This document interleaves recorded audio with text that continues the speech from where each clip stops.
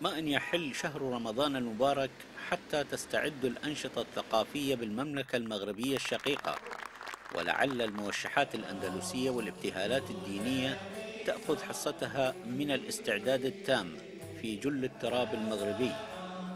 فهناك تستعد ملتقيات كبيرة ليس على مستوى الفرقة أو المجموعة، بل يعد كمهرجان تبين به حب الجمهور لهذا اللون من الغناء الملتزم الذي ينادى باسم لفظ الجلالة ورسوله وآل بيته الكرام.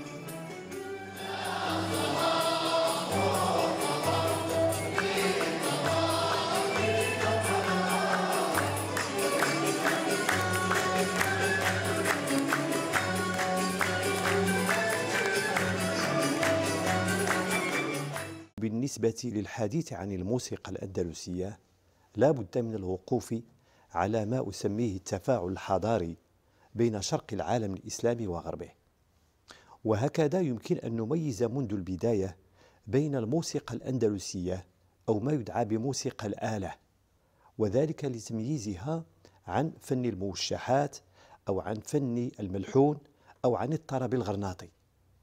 وهكذا فإن هذا الفن الذي هو الموسيقى الأندلسية انطلق منذ البداية على يد زرياب الذي أتى من الشرق العربي خصوصا من العراق.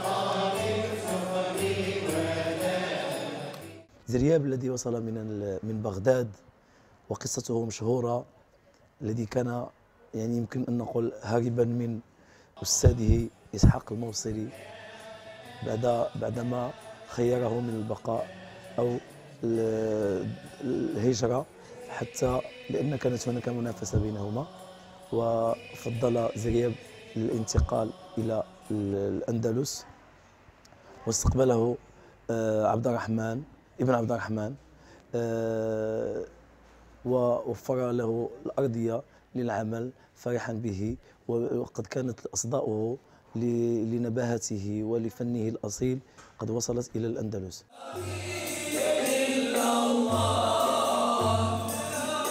وتستعد التدريبات بين الفرق والمجموعات من أجل تقديم أفضل النغمات الأندلسية المغربية، وهنا وهناك في المدن المغربية، ولعل قائد الفرقة يبدي بتعليماته قبل البدء بالاحتفال من أجل وضع اللمسات الأخيرة قبل انطلاق الحفل. مادام أن الموسيقى الأندلسية هي موسيقى مغربية وليست موسيقى مختصة إلا بمدينة فاس أو مدينة تطوان، لأنه إذا كان في السابق أن هذه المدن احتضنت الناس اللي جاوا من الأندلس لأنه هي مدن عتيقة، فمن بعد هاد الفاس أو أهل تطوان أو أهل الدار البيضاء أو أهل وجدة انتشروا كذلك في المغرب، وبالتالي فمدينة الدار البيضاء هي منتشرة فيها الموسيقى الأندلسية. وأكبر دليل هو أنه نشأت جمعية، أكبر جمعية في المغرب، والتي يعود لها التاريخ منذ سنة 58. تناول الشباب لهذا التراث ليس بطريقة عشوائية، وإنما بطريقة أكاديمية علمية خاضعة لضوابط وقوانين تنسجم مع الموسيقى العصرية لتقريب هذا النوع من التراث إلى شريحة كبيرة من الشباب، ولتحبيبهم وتحفيزهم على تعلمه بطريقة سهلة.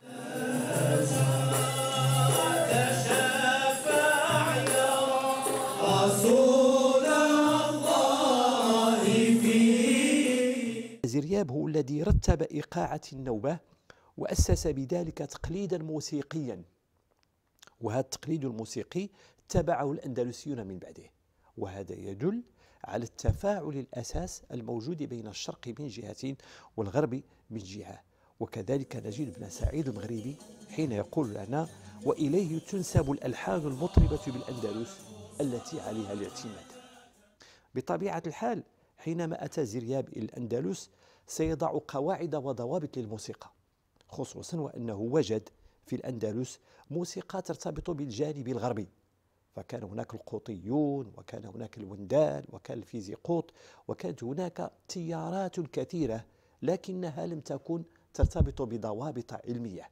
عندما هاجروا هؤلاء الموريسكيين وجاءوا ومعهم مجموعة من التقاليد والعادات والأنماط الموسيقية، فاحتضن المغرب هذه الموسيقى وسمى هذه الآلة تمييزا لها عن السماع الذي كان موجودا بالمغرب، لأن السماع كان فقط بالأصوات البشرية ولم تكن هناك مصاحبة للآلات الموسيقية، بينما هذه الموسيقى الأندلسية كانت تجمع بين الغناء والآلات، لذلك فكروا أن يسموها بالآلة، طرب الآلة، فأصبحت تسمى بالموسيقى الأندلسية المغربية هنا أو طرب الآلة.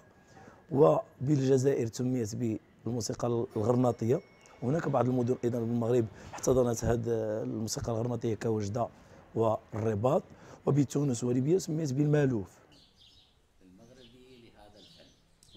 ونحن اليوم نتجول بين أروقة المسارح المغربية ونجد الكثير من الفرق المغربية ذات الطابع الأندلسي الأصيل، ونتوقف قليلا عند جمعية أهل أصيلة حيث الاحتفال في بدايته لكي نلقي الضوء على المهرجان من خلال رئيس الجمعية. فن المديح والسماع بأصيلة هو إرث ورثناه عن أجدادنا وعن شيوخنا الذين عشرناهم في هذه المدينة، منهم من انقضى عمره ومنهم ما زال وهو قدوة لنا نأخذ عنه. وفي الحقيقة تنشط المناسبات في رمضان، والمساجد والزوايا تأخذ حقها، لأن في رمضان نسطر برنامجا نحاول أن ننفذه بحروفه بدقة. فبمدينة أصيلة في رمضان كل يومين على الأقل نأخذ مسجد نزاول فيه الطقوس الصوفية، وذلك بالأذكار والابتهالات خاصة برمضان.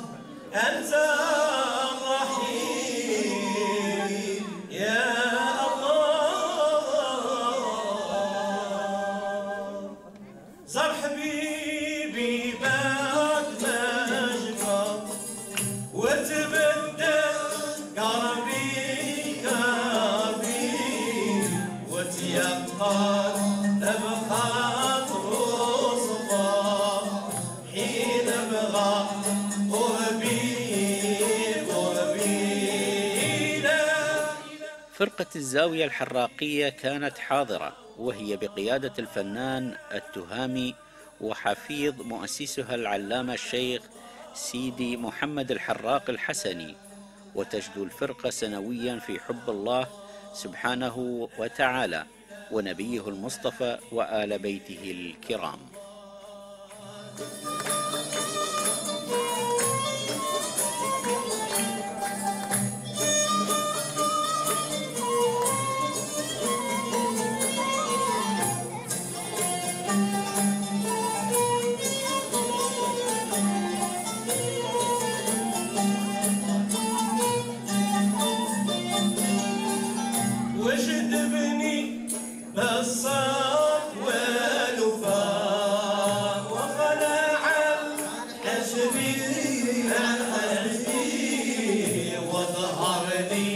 يا سلام أخفى عني جذبي جذبي لا إله إلا الله لا إله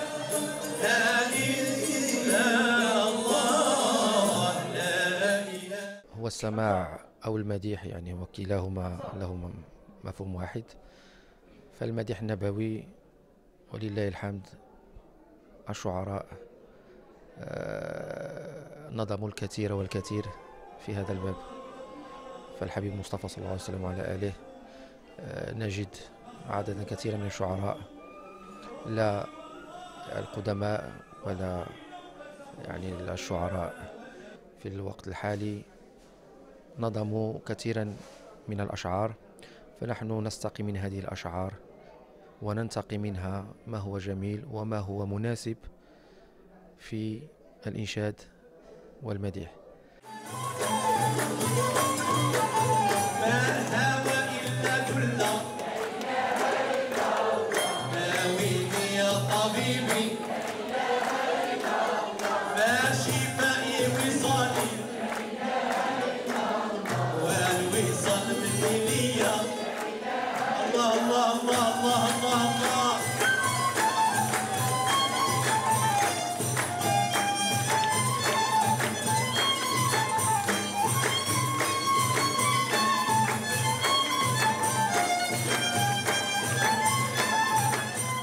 كانت هناك فرقة موسيقية نسائية محضة 100% وأبهرت الجميع. مشاركة دولية من إسبانيا، فتح مركز أو حلقة تكوينية للمتتبعين للراغبين في معرفة ما هي الآلة الأندلسية، ما هي ميكانيزاتها، ما هي مصطلحاتها، ما هي أساليبها، وحقق استفاد منها عدد كبير من سكان المدينة وغيرهم، بالإضافة إلى حضور بعض الفرق الكبيرة جدا والقوية كطنجة كتطوان كالرباط كفاس. بالإضافة إلى ذلك كذلك فهناك كذلك مجموعة من الشباب عن طريق المعاهد، هذه المعاهد الموسيقية التي توجد في أهم مراكز المملكة المغربية بالعواصم الكبرى، جاءت لتتبارى بعضها ولتقدم أحسن ما عندها. ضاموا الزمن والوقت عليها حرام، صد سيدي الرسول مربوطة غيايتنا، زاوك في حور من نبي عمرك ما تنتهي، تفوز بالأفراح تقضي الدنيا حاجة. ضاموا الزمن والوقت عليها حرام، صد سيدي الرسول مربوطة غيايتنا، زاوك في حور من نبي عمرك ما تنتهي، تفوز بالأخرى تقضي بالدنيا حاجة. الطرب الأندلسي بلا شك يعد من الفنون العريقة بالمغرب، ولعل حماس الجمهور المغربي وتفاعله لهذا الفن الموسيقي يأخذ الحيز الكبير في شهر رمضان المبارك، لأنه يعتبر جزءا من الأذكار الروحية للإنسان.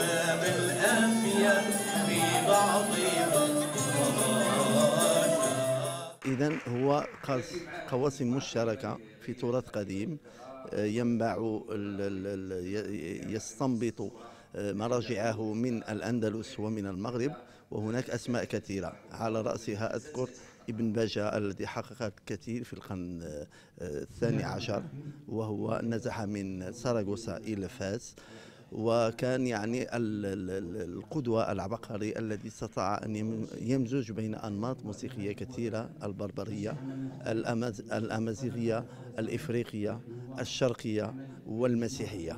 واستنبط شكلا موسيقيا يعني أنسى به موسيقى زرياب الذي كان من قبله، وزرياب معروف بقصته الكبيرة. اللهم صل صلاة كاملة وسلم سلاما تاما على سيدنا محمد النبي تنحل به العقد وتنفرج به الكرب وتقضى به الحوائج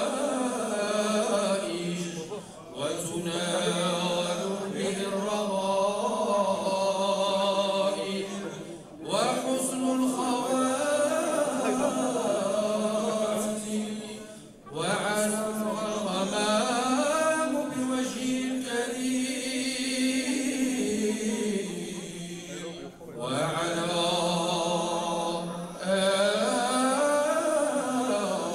آله وصحبه.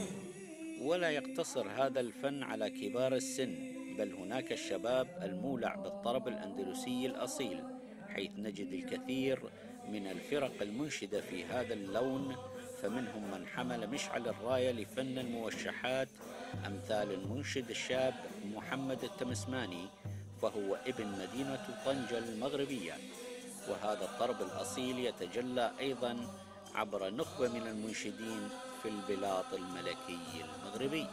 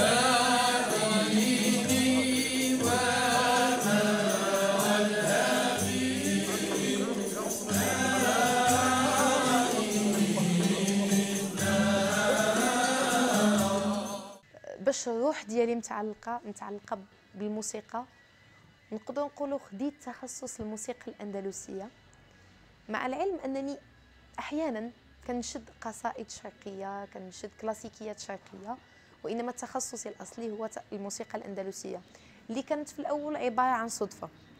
يعني الولوج ديالي لهذا الميدان هذا كان عبارة عن صدفة. حدثينا عن هذا الصدفة. حيت في الأصل أنا كان كيعجبني الموسيقى، دائما كتستهواني الموسيقى من اللي كنت طفلة عندي 4 سنوات. يعني تعلمت، نقدر نقول لك تعلمت نهضر، تعلمت الحديث، وتعلمت الغناء في نفس الوقت. يعني من دائما في البيت ديالي كانوا كيقولوا بلي هذيك البنت ديالنا الصغيره كتعجبها الموسيقى، كتحب الغناء. اذا فاش وصلت لسن التمدرس ودخلت المدرسه وشافوا ان الميول ديالي للموسيقى مازال كاين، قرروا على انني ناخذ هذا الموضوع بشكل علمي وبشكل اكاديمي. الله الله وزيد في الماشيه، الله الله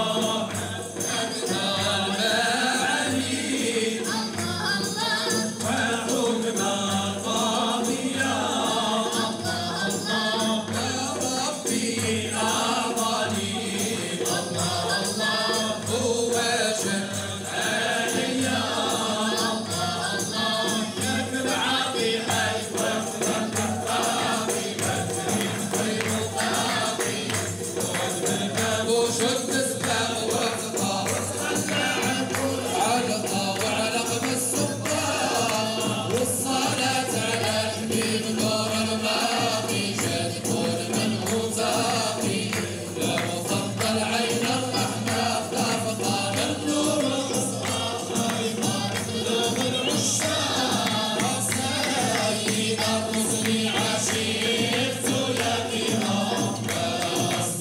وهناك حصة أخرى تقدم فيها الفرق من أصوات الأطفال، حيث يجدون بين ثناياهم رغبة عارمة للخوض في غمار هذا الفن الثقيل من الطرب الأندلسي، لكونهم أحبوه ورغبوا في تقديم موشحات مصاحبة للفرقة الأم.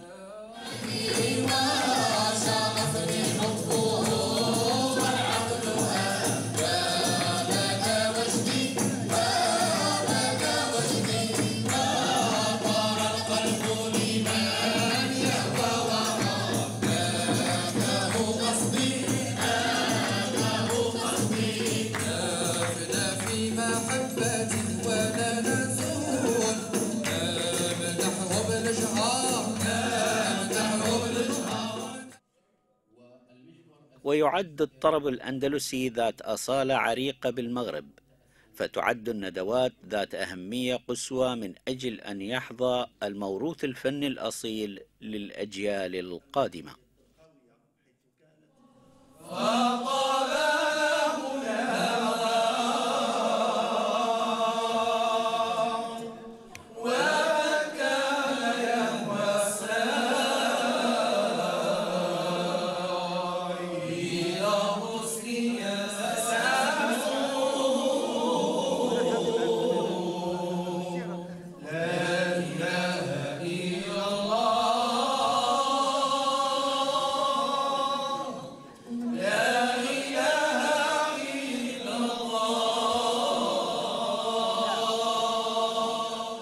أما جمعية الأصالة للأمداح النبوية وموسيقى الآلة، فهي المجموعة التي تأسست سنة 1995 بقيادة المقرئ الشيخ محسن نورش، وهي ليست مجموعة إنشاد فقط، بل هي مجموعة الدروس لفن الموشحات والابتهالات، وهدفها دعم الموروث الحضاري القيم والنهوض به والحفاظ عليه وعلى ما خلفه السلف الصالح.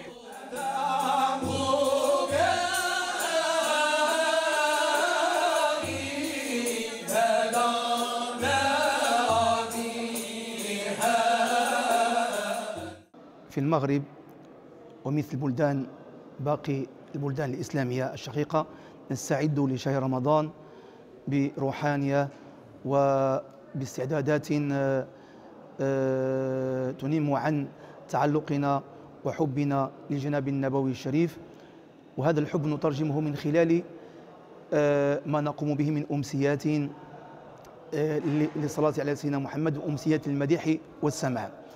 فالمغاربة من شهر شعبان يحتفلون بالنبي صلى الله عليه وسلم من خلال ما يقام في هذا الشهر ما يسمى بشعبانة.